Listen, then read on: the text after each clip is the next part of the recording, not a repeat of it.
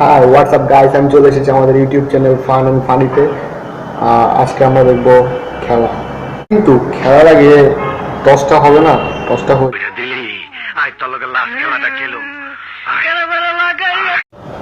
আজকে কাদের সাথে কাদের খেলা তা একটু দেখে নেওয়া দরকার না? চলুন না, আমি বাংলাদেশ পাকিস্তান খেলা খেলি। লাইভ খেলা হবে এখন, দেখবেন আপনারা।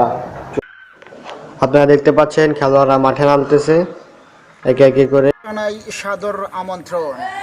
শুরুতে আজকের পায় দৌড় শুরু করলেন, আম্পায়ারকে অতিক্রম করে বল করলেন, চমৎকার বল, মিডল স্টাম্পের বল, সজোরে ড্রাইভ, বল চলে গেল deep mid wicket, extra ball long লেগের মাজা দিয়ে শট।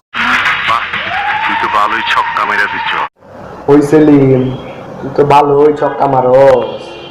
এইমাত্র বল করলেন, চমৎকার বল, ওখানে কাট করে দিয়েছেন, বল চলে গেল সবুজের ঘাস ছিঁড়ে 4টি রান। ধারাভাষ্যকার রাসেলের কাছে পরের বল, এবারও 6। মারমুখী চৌকাশ খেলোয়াড় এবং অলরাউন্ড খেলোয়াড় সুমনের কাছে তার মন্তব্য শুনবো আমরা এখন। ওরা যেরকম খেলতে আছে এরকম খেললে একশের রান হইবে, রান এককালে উগলাই হেলাইবে রানের চোটে। এত রান মুই জীবনে দেখি নাই। ওরা খেলতে থাক, তোরা বাজানরা খেল, গুড়াগারাও খেলায়, মোরাও খেলা, অসুবিধা নেই, খেলাই থাক, খেলা চলবে 24 আওয়ার্স, ঢাকা টু নরসিংদীর মতো। ঠিক আছে, চালাই যা। ধন্যবাদ। ধন্যবাদ। 4 নাম্বার বল করবেন কালু মামা, এবার কিন্তু আউট হয়ে গেলেন।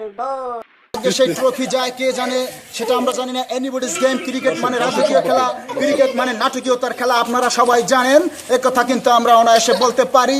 একথা বলতে না বলতে স্টেডিয়ামের কারেন্ট চলে গেছে, অন্ধকার আজ খেলাতেই শেষ হয়ে গেছে।